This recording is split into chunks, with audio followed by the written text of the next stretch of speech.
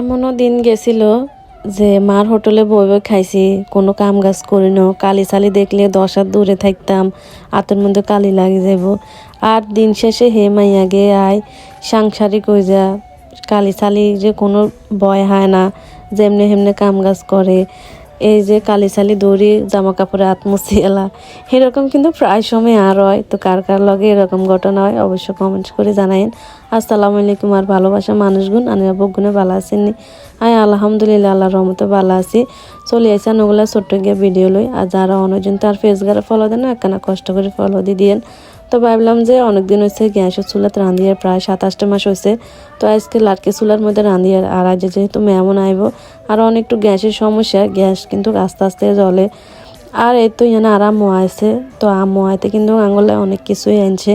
তো আর এই ছোট্ট ভিডিওটা কীরকম লাগছে আনাগতন ব্যাকে কমেন্ট করে জানাইন। তো ব্যাকে ভালো থাকেন, সুস্থ থাকেন।